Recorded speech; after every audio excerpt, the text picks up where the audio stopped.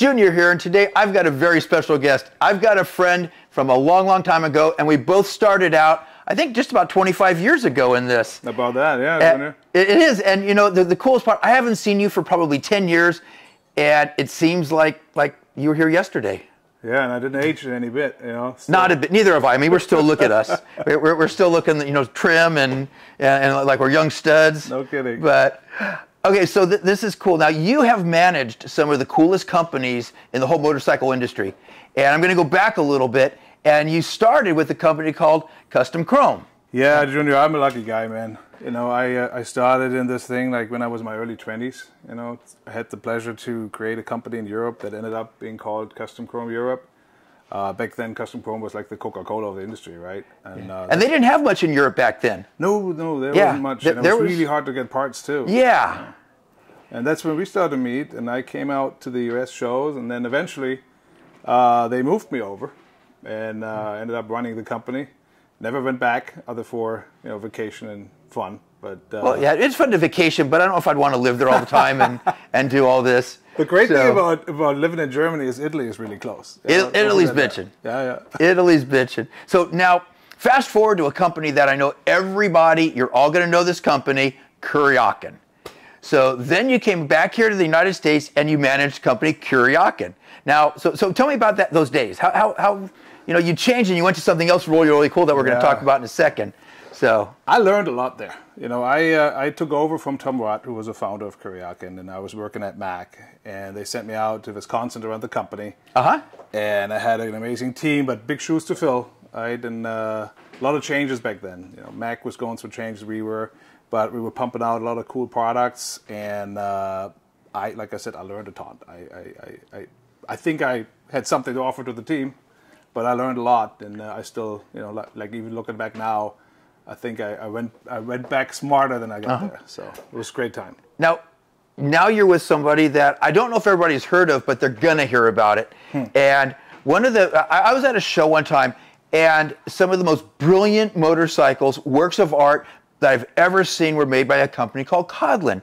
And he's a German designer, and his bikes were unique. It wasn't just window dressing, put some chrome on it, you know, do a few little billet pieces and call it a custom bike.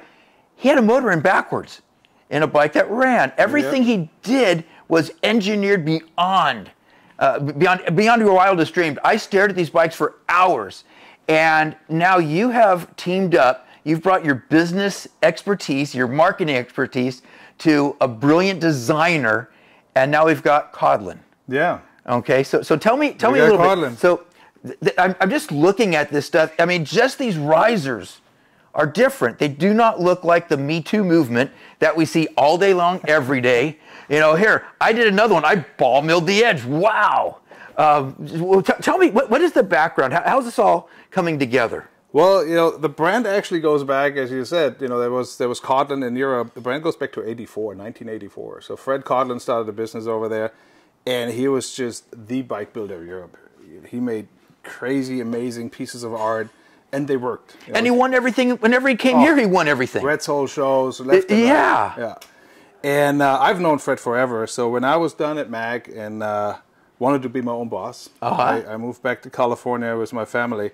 And I ran into Fred and his son Len in Daytona Bike Week, probably 5 years ago. And we were having beers, having a good time, and then, you know, they were asking me. So this is something fairly new.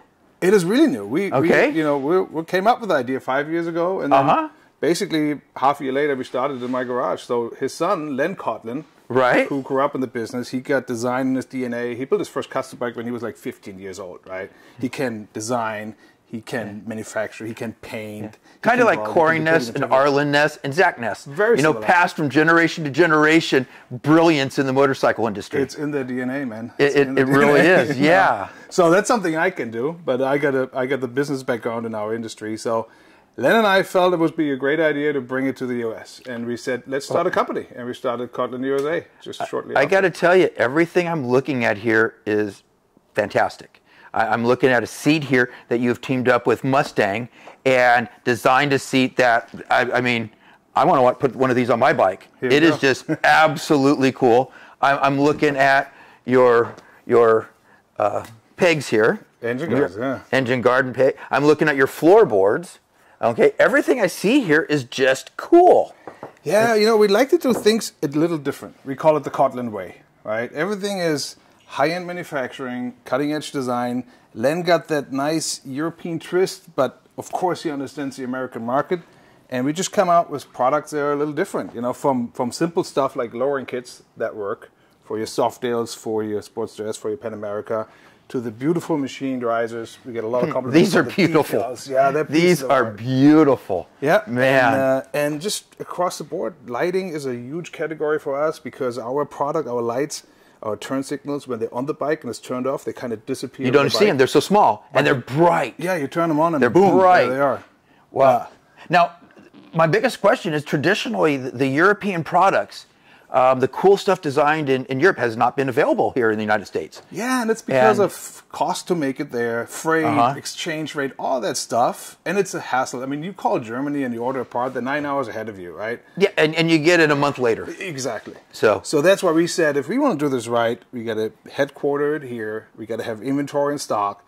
And then one of the great moves we did on top of it is we went exclusive with Direct Specialty. So they make it accessible to all the dealers in the US. Super easy. So it's an American company now. Oh, yeah. Products made in America. Yep. It's shipped in America. And you know what the best thing of all here?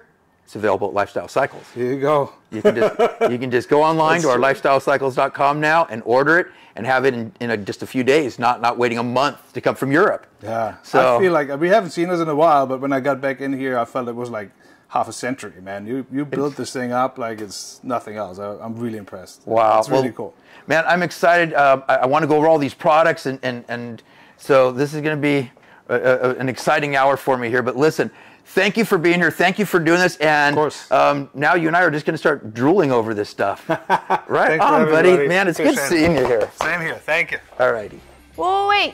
Don't go anywhere until you like and subscribe to make sure you get notified every time we post our how-to videos, our product reviews, and all of our amazing interviews with your favorite racers and industry icons. I'll see you guys next time.